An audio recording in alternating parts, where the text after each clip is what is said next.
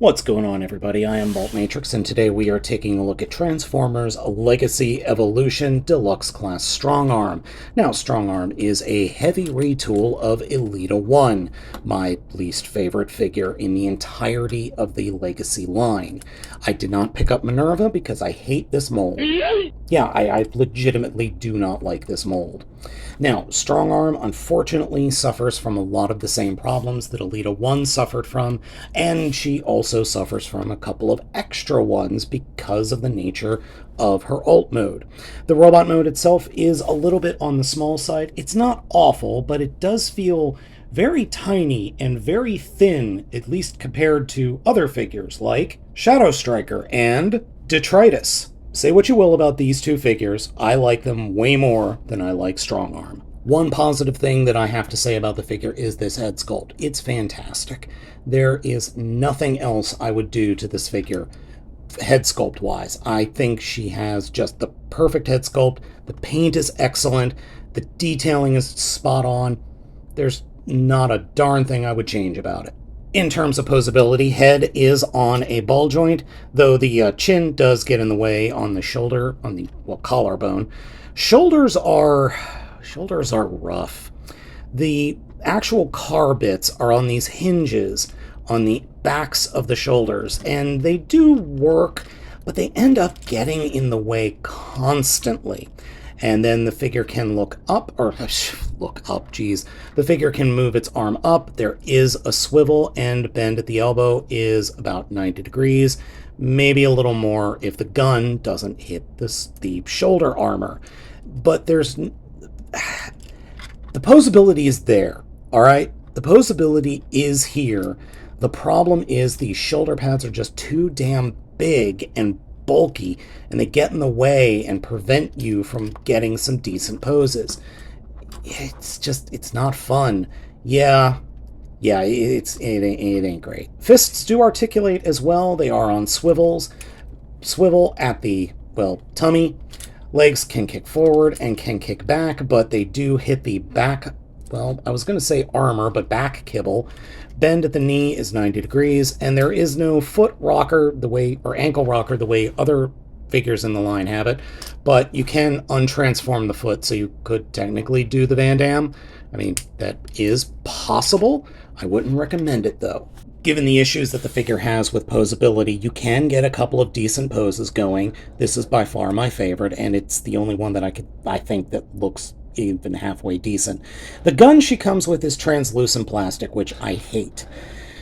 Oh well, I can just paint it myself. I want to love this figure, but I don't. I just don't. I do think they did a good job with the paint, and the molding is okay, but she's effectively wearing the entirety of her alt mode on her back and shoulders. And yeah, the bottom of the legs are technically the rear of the alt mode, but that's a little bit forgivable, because, I mean, we've had that plenty in the past. I mean, look at all the Insecticons, for crying out loud.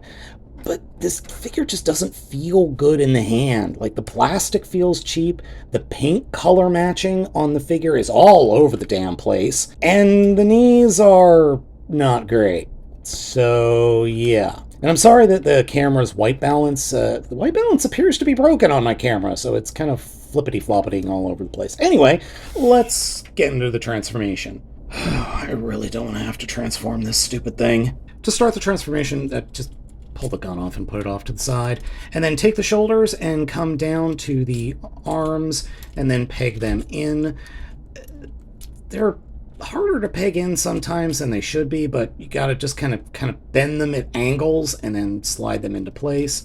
And then come to the backpack and grab the hood of the front of the vehicle mode and pull that forward. That will peg into the fronts of the shoulders to form the very front of the vehicle mode, and then reach underneath and flip out the entire trunk of the vehicle mode, and then bring it back down. And yeah, I know I screwed some stuff up.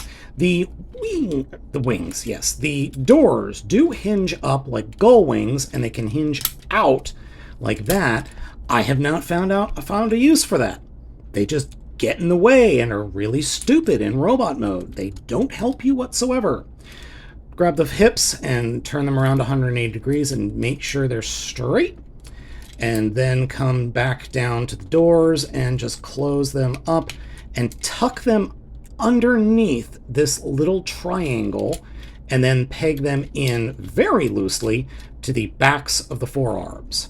I just find I have to manhandle this thing more often than not, because things, as soon as you get one piece in place, it pushes other pieces out of place. It's just frustrating. All right, for the last bit, take the legs and hinge them out, and oops, flip out those sections inside the legs and get that done. Okay, so come to the inside of the leg, flip up that little white piece, and flip that whole section up, and it'll peg into the door, and then just bring everything together, and then take the feet, unpeg them, and fold them in, and we're done. If you're finding that the alt mode's rear end is not pegging in the way you want it, remember there is an actual, like, really kind of tight peg and slot right here on the inside of her knees. And that's actually really hard to push together, surprisingly. And if those aren't pegged in together, you're not going to be able to get the back flush against, you know, the rest of the body of the vehicle mode. And this is the truck mode. It's not great.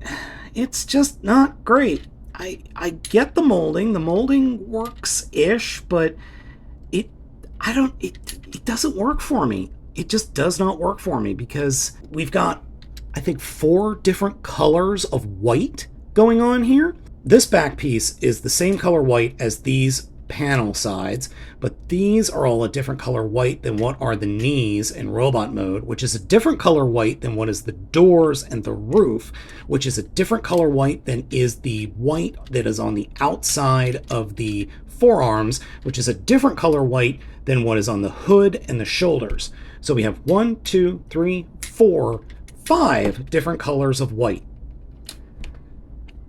Okay, just fine, whatever.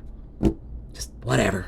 Now, something that is annoying to me, and probably only to me, is the gun cannot be pegged into the back in vehicle mode and point forward.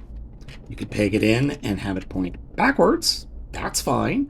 Or it could peg into one of the 4 peg holes on the outsides of the vehicle mode. Or, you know, peg it into the back here, because that works. No, it doesn't.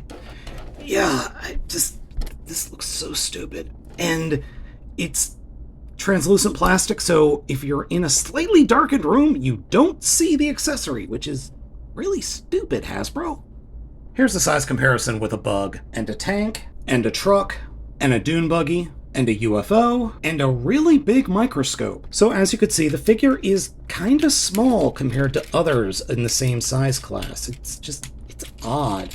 In fact, all of the female Transformers on the Autobot side have been, well, they haven't been very big. Toy-wise, that is. Toy-wise. Which is just weird. I don't know what's going on with Hasbro and their scaling of the more female of the female characters. It's just odd. Transforming her back into vehicle mode is really quick. It's way faster than trying to get her transformed into vehicle mode. So there is that. Yeah, so here she is compared to a couple of other female Transformers that I have. All of the other female Transformer figures are more fun than she is. I'm not going to compare her to Alita 1 because I put Alita 1 out to pasture, and by pasture I mean I threw her out in the shed, and I don't really feel like digging that figure out just for a quick size comparison. So at the end of the day, she is an easy pass. I would not recommend this figure from this line, unless you absolutely have to have a strong arm in your collection. If so, just go get the RID one. I mean, there have been a bunch of repaints and different versions of the figure, or the character. Go get those. This one doesn't deserve your money. Alright folks, let me know what you think of this down in the comments. Thank you so much for watching. I have been Baltmatrix, and I'll catch you all next time.